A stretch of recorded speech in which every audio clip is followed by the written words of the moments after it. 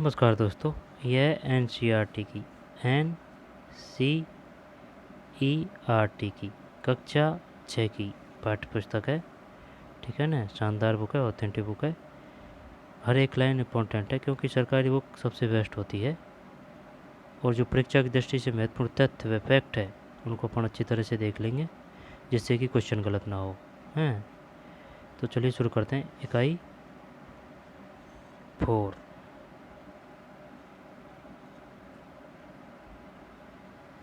ये नाई के द्वारा बाल काटे जा रहे हैं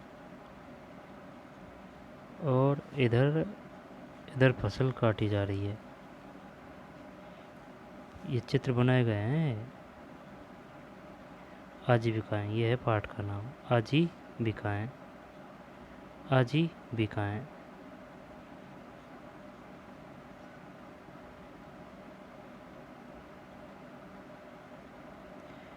अध्याय 8, ग्रामीण क्षेत्र में आजीविका। पहले पाठ में हमने जीवन में मौजूद अनेक तरह की विविधताओं पर नज़र डाली। हमने इस पर भी विचार किया कि अलग अलग क्षेत्रों में रहने से वहाँ के लोगों के काम धंधे पर कैसे असर पड़ता है। वहाँ पर पाए जाने वाले पेड़ पौधे, वहाँ की फसलें या दूसरी चीज़ें किस तरह उनके लिए महत्वपूर्ण हो जाती है। इस पाठ हम यह देखेंगे कि गांव के लोग किन विभिन्न तरीक़ों से अपनी आजीविका चलाते हैं। पहले दो पाठों की तरह यहाँ भी हम इसकी पड़ताल करेंगे कि क्या लोगों के पास आजीविका चलाने के समान अवसर उपलब्ध है या नहीं, उनके जीवन की परिस्थितियाँ एक दूसरे से कितनी मिलती जुलती है और वे किन समस्याओं का सामना करते हैं, इसे भी हम देखेंगे।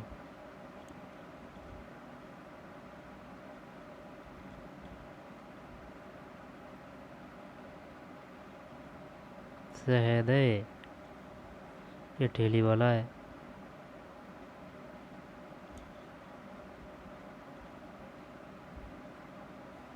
ये मछली पकड़ रहे हैं। ये कीटनाशक छिड़क रहा है खेत में।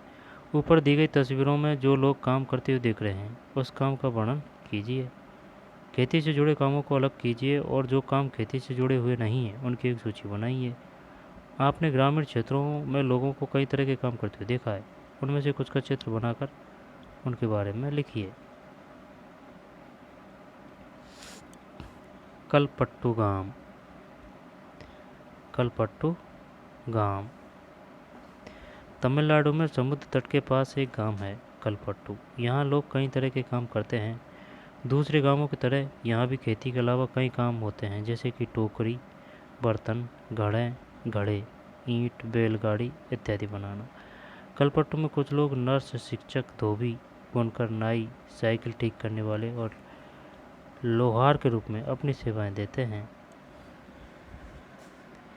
लोहार के रूप में अपनी सेवाएं देते हैं। यहाँ कुछ दुकानदार एवं व्यापारी भी हैं। जो मुख्य गली है वह बाजार की तरह दिखती है। उसमें आपको तरह तरह की कई छोटी दुकानें दिखेगी, जैसे चाय, सब्जी, कपड़े की दुकान तथा दो दुकानों के बीच और खाद की। दोबारा है ना। कलपट्टू में कुछ लोग नर्स, शिक्षक, धोबी, बुनकर, नाई, साइकिल ठीक करने वाले और लोहार के रूप में अपनी सेवाएं देते हैं। या कुछ दुकानदार एवं व्यापारी भी है। जो मुख्य गली है वह बाजार की तरफ दिखती है। उसमें आपको तरह तरह की कई छोटी दुकानें दिखेंगी, जैसे कि चाय, सब्जी, कपड़े की दुकान तथा दो दुकानें बीज और खाद की है। चाय दुकान चार दुकान चाय की है, जहाँ टिफ़िन भी मिलता है। यहाँ टिफ़िन का मतलब है खाने पीने की हल्की फुल्की चीज़ें, जैसे सुबह इडली डोसा। ठीक है। चाय, सब्जी, कपड़े की दुकान तथा दो दुकानें बीज और खाद की। चार दुकानें चाय की है, जहाँ टिफ़िन भी मिलता है। यहाँ काम में टिफ़िन भी मिलता है। यहाँ टिफ़िन का मतलब है खाने पीने की हल्की फुल्की चीज़ें। सही है, जैसे सुबह इडली डोसा व उपमा मिलता है और शाम के नाश्ते में बड़ा बोड़ा व मैसूर पाक मिलता है। चाय की दुकान के पास एक कोने में एक लोहार का परिवार रहता है। उसके घर में ही लोहे की चीज़ें बनाने का काम होता है। बगल में साइकिल की मरम्मत की एक दुकान है, वह साइकिल किराए पर भी मिलती है। गांव विकसित है यार। गांव में दो परिवार कपड़े धोकर अपनी आजीविका चलाते हैं। कुछ लोग पास के शहर में जाकर मकान बनाने और लॉरी चलाने का काम करते हैं। गांव में छोटी छोटी पहाड़ियों से घिरा हुआ है। सिंचित जमीन पर मुख्यतः धान की खेती होती है। ज़्यादातर परिवार खेती के द्वारा अपनी आजीविका कमाते हैं। यहाँ आम और नारियल के काफ़ी बाग हैं। कपास, गन्ना और केला भी उगाया जाता है। आइए कुछ लोगों से मिले जो कल पट्टू के खेतों में काम करते हैं और देखें कि हम उनकी आजीविका के बारे में क्या सीख सकते हैं। धान की रोपाई कर रहे हैं भाई ये।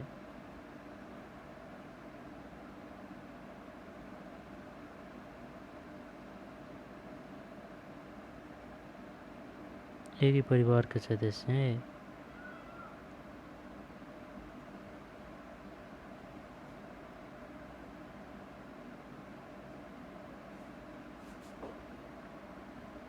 धान की रोपाई कमर तोड़ काम होता है।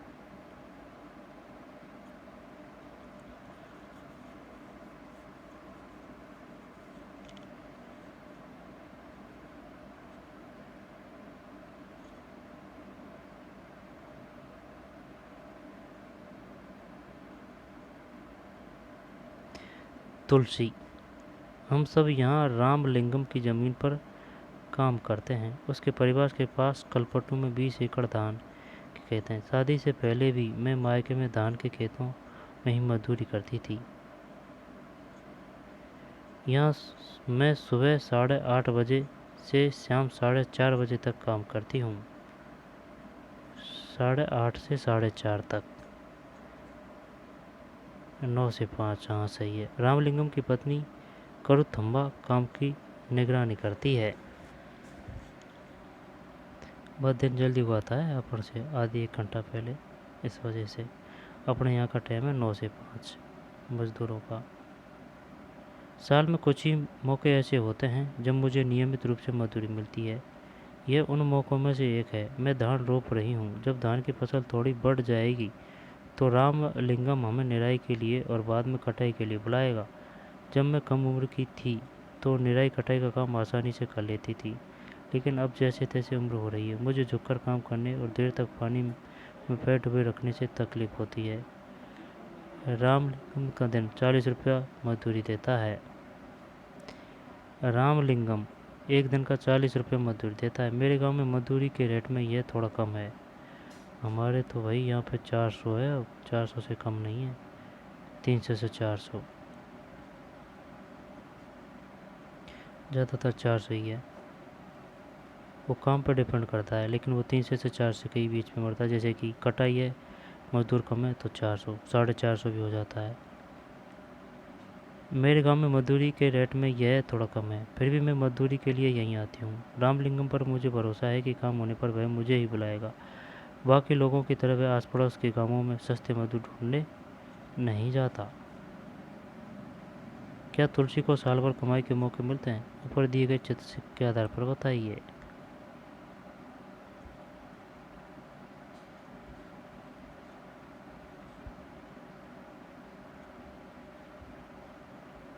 सस्ते मजदूर ढूंढने नहीं जाता। मेरा पति रमन भी एक मजदूर है। हमारे पास कोई ज़मीन नहीं है। साल के इन महीनों में वह खेतों में कीड़ों की दवाई छिड़कता है। जब खेतों में कोई काम नहीं मिलता तो उसे पास की खान से पत्थर या नदी से बालू ढोने का काम मिल जाता है। ये पत्थर और बालू पास के शहरों में मकान बनाने के लिए ट्रक से ले जाए जाते हैं। खेत में काम करने के अलावा मैं घर का सारा काम करती हूँ। मैं घर में सबके लिए खाना बनाती हूँ, कपड़े धोती हूँ और सफाई करती हूँ। दूसरी औरतों के साथ जाकर जंगल से लकड़ी भी लाती हूँ। काम से करीब 1 किलोमीटर दूर बोरवेल है, जहाँ से पानी लेकर आती हूँ। मेरा पति घर का सामान जैसे साग सब्जी खरीदने में मेरी मदद करता है।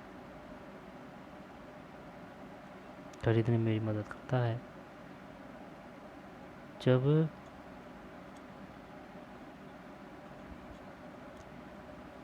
दिसंबर, जनवरी, फरवरी, कटाई, निराई, रोपाई, बीड़ा बनाना। जब जून से राख ले, जून से दिसंबर, है ना, 6 महीना काम, 6 महीना कुछ नहीं।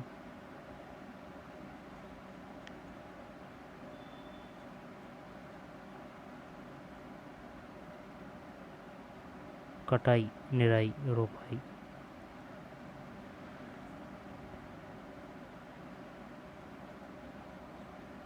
हमारी 2 बेटियां हमारे जीवन की खुशी है। दोनों ही स्कूल जाती। पिछले साल एक बेटी बीमार पड़ गई थी तो उसे शहर के अस्पताल में ले जाना पड़ा। हमने उसके इलाज के लिए रामलिंगम से उधार भी लिया था और उस उधार को चुकाने के लिए हमें अपनी गाय बेचनी पड़ी। जैसा कि आपने तुलसी की कहानी पढ़ा, तुलसी के काम का विवरण दीजिए, यह रमन के काम से कैसे अलग है। रमन: तुलसी को अपने काम के लिए बहुत कम पैसा मिलता है। आपकी समझ में खेतों में काम करने वाले मजदूरों को कम पैसे पर काम क्यों करना पड़ता है। आपके क्षेत्र में या पास के गांव में कौन सी फसलें उगाई जाती है, वहाँ खेती और मजदूर किस तरह का काम करते हैं। अगर तुलसी के पास खेती की ज़मीन होती तो उसकी कमाई यानी आजीविका के तरीके कैसे अलग होते। चर्चा कीजिए।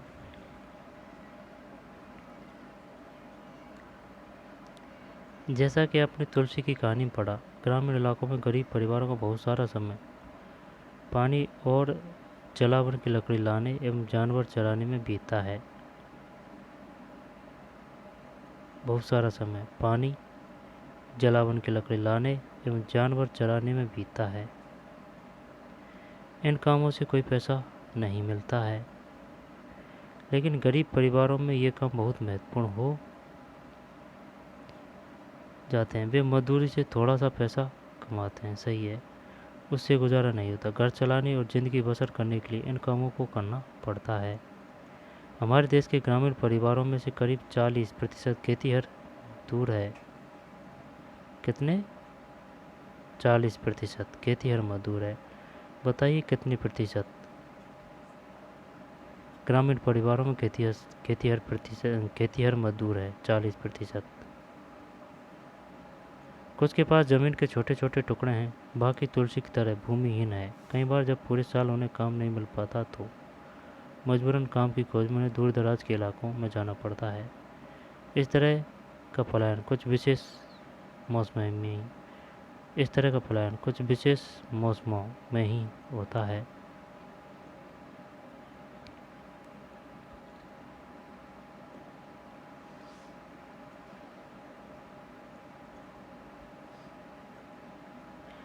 दूर दराज के इलाकों में जाना पड़ता है। इस तरह का पलायन कुछ विशेष मौसमों में ही होता है। शेखर: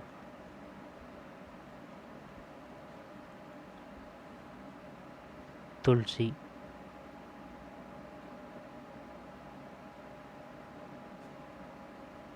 रामलिंगम की पत्नी करुथम्मा काम की निगरानी करती है।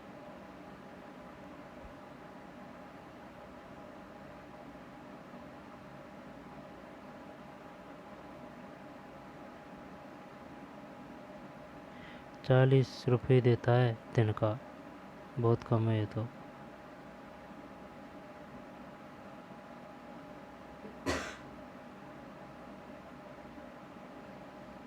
ठीक। शेखर: हमें यह धान अपने घर लेकर जाना है। मेरे परिवार ने अभी अभी फसलों की कटाई पूरी की है। हमारे पास बस 2 एकड़ ज़मीन है। हम अपने खेत का सारा काम खुद ही कर लेते हैं। मैं कई बार कटाई के समय दूसरे छोटे किसानों की मदद ले लेता हूँ और बदले में उनके खेतों में कटाई करवा देता हूँ। व्यापारी मुझे उधार पर बीज और खाद देता है। इसे चुकाने के लिए मुझे थोड़े कम दामों पर उसे धान बेचना पड़ता है। अगर बाज़ार में बेचूं तो ज़्यादा पैसे मिल जाएंगे, लेकिन मुझे उधार भी तो चुकाना है। व्यापारी ने किसानों को याद दिलाने के लिए अपना एजेंट भेजा है कि जिन किसानों ने उधार लिया है वे उसी को अपना धान बेचें। 1 मिनट। व्यापारी मुझे उधार पर बीज और खाद देता है। इसे चुकाने के लिए मुझे थोड़े कम दामों पर उसे धान बेचना पड़ता है। अगर बाज़ार में बेचूं तो ज़्यादा पैसे मिल जाएंगे, लेकिन मुझे उधार भी तो चुकाना है। ठीक है। व्यापारी ने किसानों को याद दिलाने के लिए अपना एजेंट भेजा है कि जिन किसानों ने उधार लिया है वे उसी को अपना धान बेचें। मुझे अपने खेत से 60 बोरी धान मिला। इनमें से कुछ से मैं अपना उधार चुका दूंगा, बाकी घर में लग जाएगा। लेकिन मेरे हिस्से में जो आता है वह सिर्फ 8 महीने तक ही चल पाता है, इसलिए मुझे और पैसा कमाने की ज़रूरत पड़ती है। इसके लिए मैं रामलिंगम की चावल की मिल में काम करता हूँ। पैसा वाड़ा है भाई रामलिंगम, मिल भी है। काम करता हूँ वहाँ मैं पड़ोसी गांव के किसानों से धान इकट्ठा करने में उसकी मदद करता हूँ। पड़ोसी गांव के किसानों से, थोड़ा व्यापारी है यार।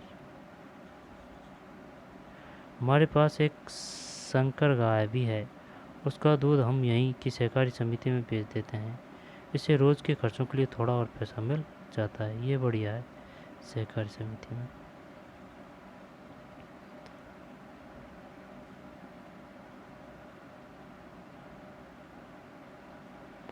धान है, धान निकाला जा रहा है, जैसे अपने यहाँ गेहूँ और चना या पर सरसों निकालते हैं ना, ऐसे।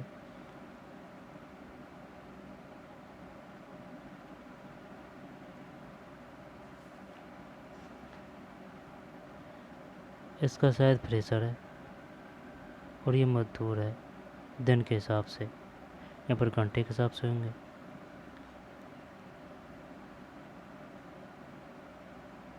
इधर गाय है, गाय बंध रही है इधर पेड़ की छाया में।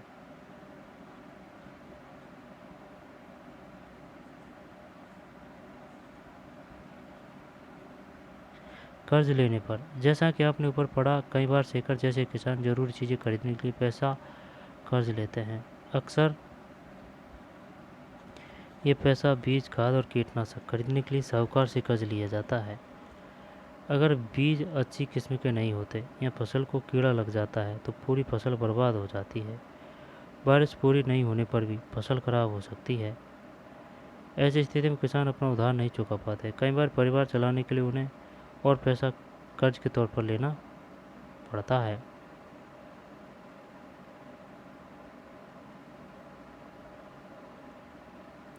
जल्दी कर्ज इतना बढ़ जाता है कि किसान कितना भी कमा ले वह उसे चुका नहीं पाता। इस स्थिति में कहते हैं किसान कर्ज तले दब गया। पिछले कुछ सालों में यह किसानों की विपदा का मुख्य कारण बन गया है। कई क्षेत्रों में किसानों ने कर्ज के बोझ से दबकर आत्महत्या कर ली है। रामलिंगम और करूतम्बा। करूतम्बा पत्नी है रामलिंगम की।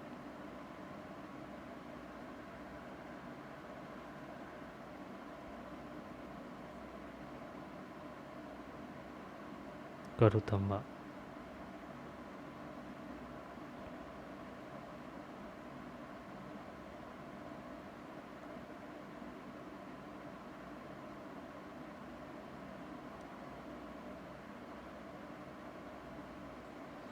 इससे पहले ये नहीं पढ़ा आपने।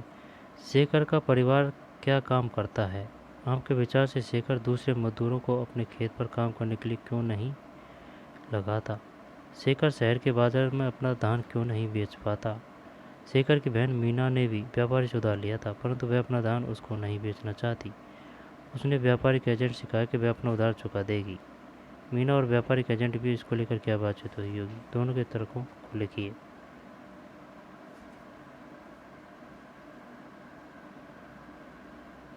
शेखर और तुलसी के बीच में क्या समानता है और क्या अंतर है? आपके उत्तर के निम्नलिखित आधार हो सकते हैं। उनके पास कितनी ज़मीन है, उनको उधार क्यों लेना पड़ता है, उनकी कमाई के साधन क्या है और उन्हें दूसरों की ज़मीन पर काम करने की क्या ज़रूरत है।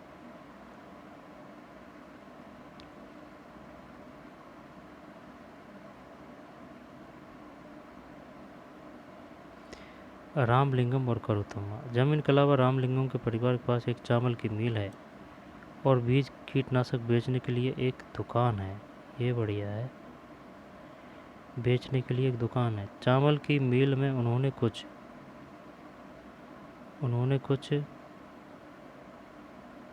अपना पैसा लगाया और थोड़ा सरकारी बैंक से कर्ज लिया था। वे कलपट्टू और आसपास के गांवों से ही धान खरीदते हैं। मिल का चावल आसपास के शहरों के व्यापारियों को भेजा जाता है। इससे उनकी अच्छी खासी कमाई हो जाती है। तुलसी और शेखर का विवरण दोबारा पढ़िए। वे बड़े किसान रामलिंगम के बारे में क्या कहते हैं? इसके साथ जो आपने रामलिंगम के बारे में पढ़ा उसे जोड़ते हुए निम्नलिखित सवालों का जवाब दीजिए। उसके पास कितनी ज़मीन है? अपनी ज़मीन पर उगने वाले धान का वह क्या करता है? खेती के अलावा उसकी कमाई के और क्या साधन है? भारत के खेतिहर मजदूर और किसान। धान की फसल है। रामलिंगम की 20 एकड़ जमीन के एक हिस्से पर रोपी गई धान की फसल तुलसी जैसे खेतिहर मजदूरों की कड़ी मेहनत का नतीजा है। मेहनत कोई और करता है और मुनाफा कोई और कमाता है।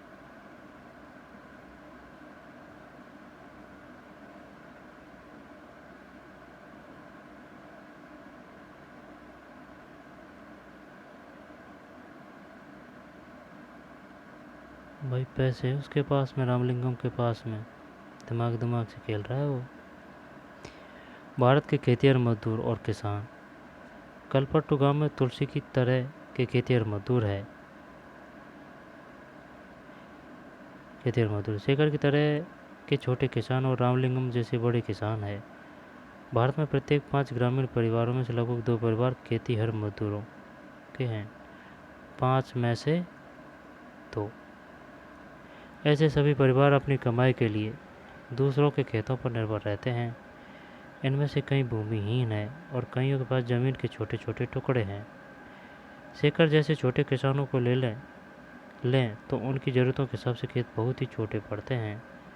भारत के 80% किसानों की यही हालत है। भारत में केवल 20% किसान रामलिंगम जैसे बड़े किसानों की श्रेणी में आते हैं। ऐसे किसान गांव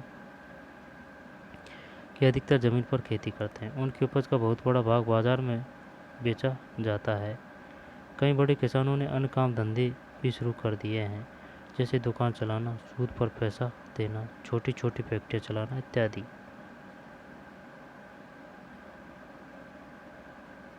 दुकान चलाना, सूद बड़े किसानों ने अन्य काम धंधे भी शुरू कर दिए हैं, जैसे कि दुकान चलाना, सूद पर पैसा देना, छोटी छोटी फैक्ट्री चलाना इत्यादि। इनसे और आगे होते जाते हैं, पैसा से पैसा कमाते हैं। ऊपर दिए गए आंकड़ों को देखते हुए क्या आप यह कह सकते हैं कि भारत के अधिकतर किसान गरीब है? आपकी राय में इस स्थिति को बदलने के लिए क्या किया जा सकता है? हमने कलपट्टू में होने वाली खेती के बारे में पढ़ा। ग्रामीण क्षेत्रों में खेती के साथ लोग जंगल की उपज और पशुओं आदि पर निर्भर रहते हैं। उदाहरण के लिए मध्य भारत के कुछ गांवों में खेती और जंगल की उपज दोनों ही आजीविका के महत्वपूर्ण साधन हैं। महुआ बीनने, तेंदू के पत्ते इकट्ठा करने, शहद निकालने और उन्हें व्यापारियों को बेचने जैसे काम अतिरिक्त आय में मदद करते हैं। इसी तरह सहकारी समिति को या पास के शहर के लोगों को दूध बेचना भी कई लोगों के लिए आजीविका कमाने का मुख्य साधन है। समुद्र तटीय इलाकों में हम देखते हैं कि पूरे के पूरे काम मछली पकड़ने में लगे हुए हैं। आइए अरुणा और पारिवेलन की ज़मीन के बारे में पढ़कर मछली पकड़ने वाले एक परिवार के बारे में थोड़ा और जानें। यह परिवार कलपट्टू के पास पुदुपेट नाम के गांव में रहता है।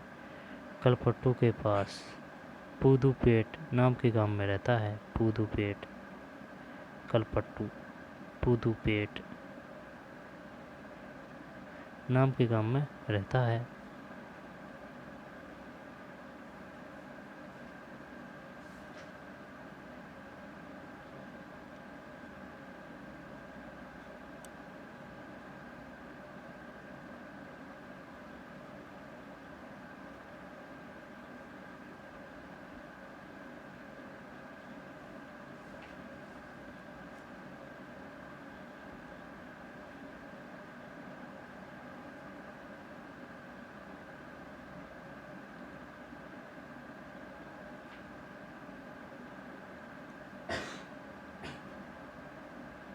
ठीक, ये क्या है? नागालैंड की सीढ़ीनुमा खेती। नागालैंड की है, नागालैंड की सीढ़ीनुमा खेती।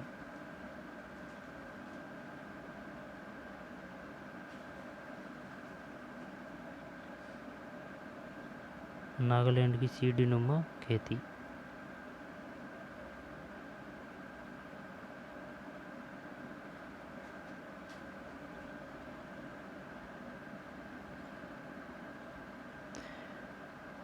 यह एक गांव है जिसका नाम चीजामी है। यह नागालैंड के फेक जिले में है।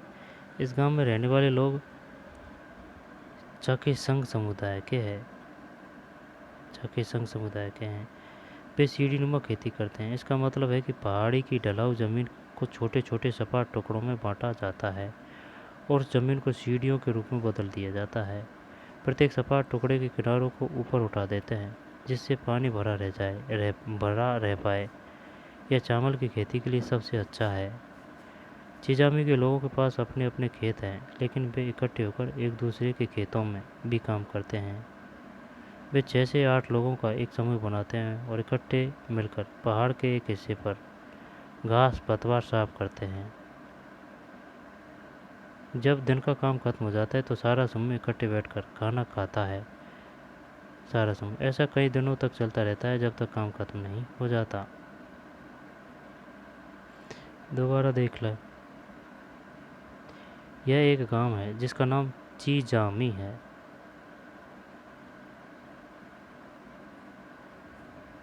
यह नागालैंड के पैंग जिले में है। इस गांव में रहने वाले लोग चाखेसंग समुदाय के हैं। चाखेसंग वे सीढ़ीनुमा खेती करते हैं। इसका मतलब है कि पहाड़ी की ढलाऊ ज़मीन को छोटे छोटे सपाट टुकड़ों में बांटा जाता है और उस ज़मीन को सीढ़ियों के रूप में बदल दिया जाता है। प्रत्येक सपाट टुकड़े के किनारों को ऊपर उठा देते हैं जिससे पानी भरा रह पाए। यह चावल की खेती के लिए सबसे अच्छा है।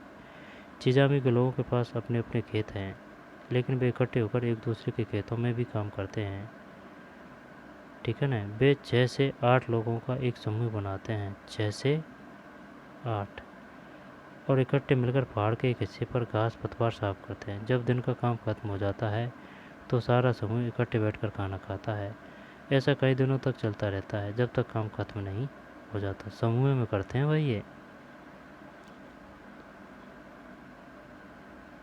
अलग अलग नहीं करते, मिल के करते हैं।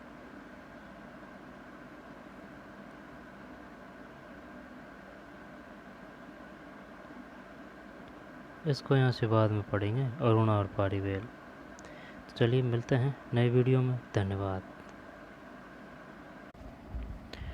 अरुणा और पारीवेलन। अरुणा और पारीवेलन।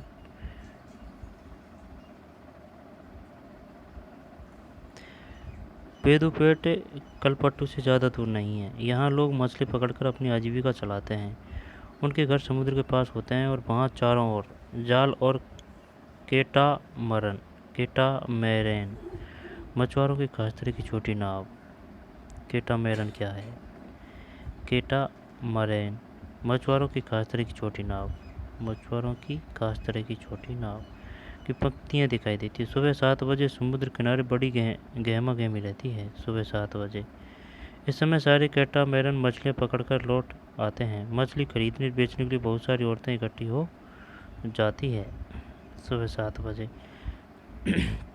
मेरा पति पारीवेलन, मेरा भाई और जीजा आज बड़ी देर से लौटे। मैं बहुत परेशान हो गई थी। ये हमारे कैटामैरन में इकट्ठे ही समुद्र में जाते हैं। उन्होंने बताया कि आज वे तूफान में फंस गए थे। आज जो मछलियाँ पकड़ी गई उनमें से मैंने परिवार के लिए कुछ मछलियाँ एक तरफ उठाकर रख दी, बाकी मैं नीलाम कर दूँगी। इस नीलामी से जो पैसा मुझे मिलता है वह 4 भागों में बट जाता है। 3 हिस्से उन 3 लोगों में बट जाते हैं जो मछली पकड़ने जाते हैं। बाकी एक हिस्सा उसे मिलता है जिसकी नाव और जाल वगैरह होते हैं। चूँकि जाल कैटामैरन और उसका इंजन हमारे हैं तो वह हिस्सा भी हमें ही मिल जाता है। हमने बैंक से उधार लेकर एक इंजन खरीदा है जो कैटामैरन में लगा हुआ है। इससे ये लोग समुद्र में दूर तक जा पाते हैं और ज़्यादा मछली मिल जाती है। नीलामी में जो औरतें यहाँ से मछलियाँ खरीदती है वे टोकरे भर भर कर पास के गाँवों में बेचने के लिए ले जाती है। कुछ व्यापारी भी हैं जो शहर की दुकानों के लिए मछलियाँ खरीदते हैं। मैं दोपहर 12 बजे तक ही नीलामी का काम निपटा पाती हूँ। शाम को मेरा पति और बाकी रिश्तेदार मिलकर जाल को सुलझाते हैं और उसकी मरम्मत करते हैं। कल सुबह 2 बजे वे फिर समुद्र की तरफ चल देते हैं। कल सुबह सुबह 2 बजे। हर साल मानसून के दौरान करीब 4 महीने तक वे समुद्र में नहीं जा पाते, क्योंकि यह मछलियों के प्रजनन का समय होता है। हर साल मानसून के दौरान नहीं जा पाते, क्योंकि यह मछलियों के प्रजनन का समय होता है। इन महीनों में हम व्यापारी से उधार लेकर अपना गुजारा चलाते हैं। इस कारण बाद में हमें मजबूरी में उसी व्यापारी को मछली बेचनी पड़ती है और हम खुद खुली नीलामी नहीं कर पाते। ठीक है ना, खुली नीलामी नहीं कर पाते। फिर खाली महीने काटना सबसे मुश्किल होता है। पिछले साल सुनामी के कारण हमारा बड़ा नुकसान हुआ। अरुणा और पारिवेलन।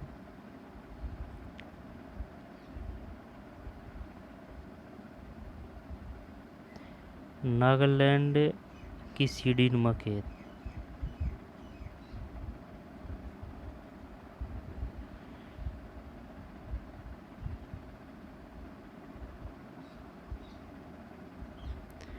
यह एक गांव है जिसका नाम चीजामी है। यह नागालैंड के पैंग जिले में है। इस गांव में रहने वाले लोग चखेसंग समुदाय के हैं।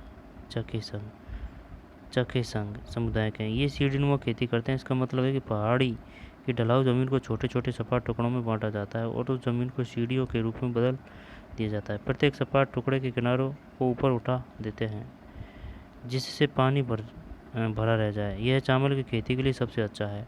चिजामी के लोगों के पास अपने अपने खेत हैं, लेकिन वे इकट्ठे होकर एक दूसरे के खेतों में भी काम करते हैं। वे 6 से 8 लोगों का एक समूह बनाते हैं और इकट्ठे मिलकर पहाड़ के एक हिस्से पर घास पतवार साफ करते हैं। जब दिन का काम खत्म हो जाता है तो सारा समूह इकट्ठे बैठकर खाना खाता है। ऐसा कई दिनों तक चलता रहता है, जब तक काम खत्म नहीं हो जाता। आगे चलते हैं। ये बेच रहे हैं, देखिए बाजार में मछली।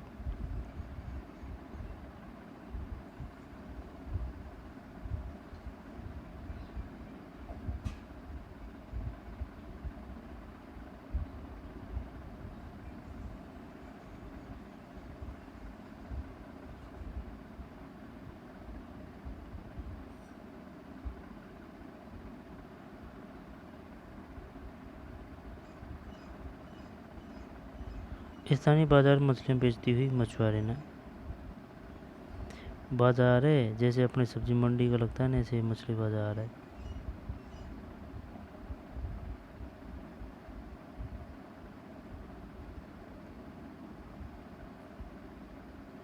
ग्रामीण क्षेत्रों में आजीविका के साधन। ग्रामीण क्षेत्रों में लोग अपने आय विभिन्न तरीकों से कमाते हैं। कुछ खेती बाड़ी का काम करते हैं और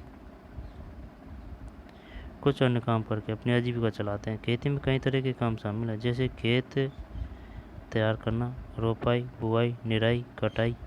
फसल अच्छी हो इसके लिए हम प्रकृति पर निर्भर हैं। इस तरह जीवन ऋतुओं के इर्द गिर्द ही चलता है। बुआई और कटाई के समय लोग काफ़ी व्यस्त रहते हैं और दूसरे समय काम का बोझ कम रहता है।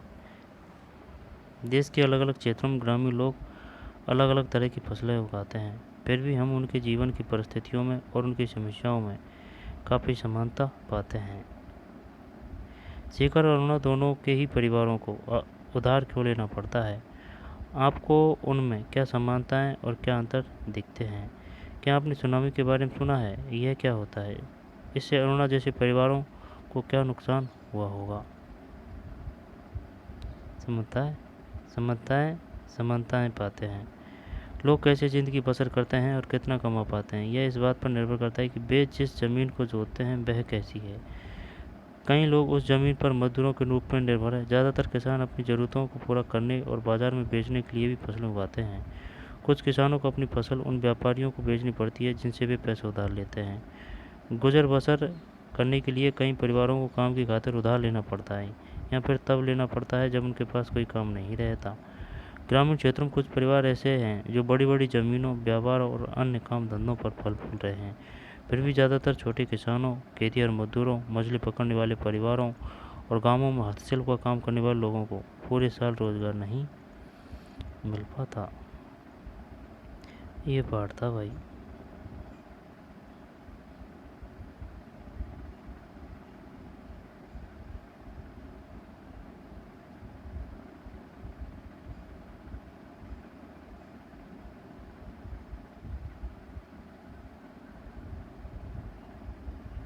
रामालिंगम की 20 एकड़ जमीन के एक हिस्से पर रोकी गई धान की फसल। तुलसी जैसी खेती मजदूरों की कड़ी मेहनत का नतीजा है। 20 एकड़ में कितनी बीघा होती है भाई? पता नहीं।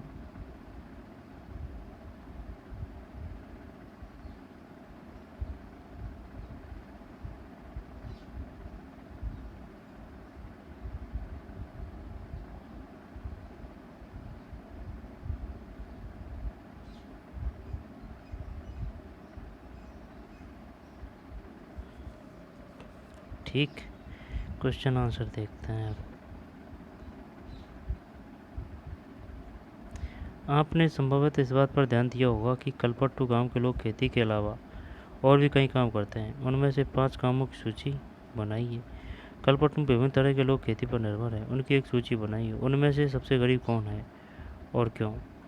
कल्पना कीजिए कि आप एक मछली बेचने वाले परिवार की सदस्य है। आपका परिवार यह चर्चा कर रहा है कि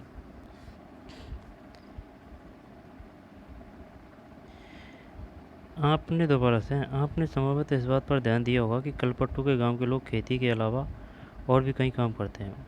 उनमें से 5 कामों की सूची बनाइए। कलपट्टू में विभिन्न तरह के लोग खेती पर निर्भर हैं। उनकी एक सूची बनाइए। उनमें से सबसे गरीब कौन है और क्यों? कल्पना कीजिए कि आप एक मछली बेचने वाले परिवार के सदस्य हैं। आपका परिवार यह चर्चा कर रहा है कि इंजन के लिए बैंक से उधार लें कि न लें। आप क्या कहेगी? लेना चाहिए बैंक से। तुलसी जैसे गरीब ग्रामीण मजदूरों के पास अक्सर अच्छी शिक्षा, स्वास्थ्य की सुविधाएं एवं अन्य साधनों का अभाव होता है। आपने इस किताब की पहली इकाई में असमानता के बारे में पढ़ा। तुलसी और रामालिंगम के बीच का अंतर एक तरह की असमानता ही है। तुलसी और रामालिंगम, क्या यह एक उचित स्थिति है? आपके विचार में इसके लिए क्या किया जा सकता है? कक्षा में चर्चा कीजिए। आपके अनुसार सरकार शेखर जैसे किसानों को कर से मुक्ति दिलाने में कैसे मदद कर सकती है?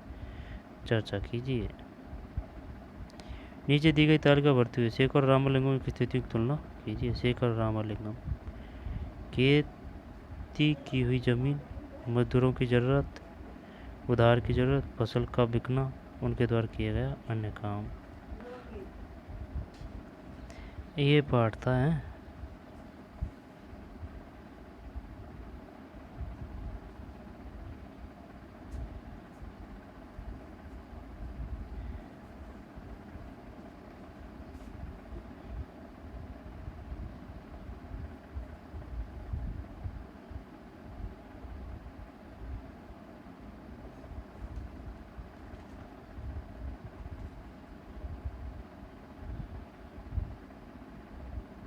मिलते हैं नए वीडियो में। धन्यवाद।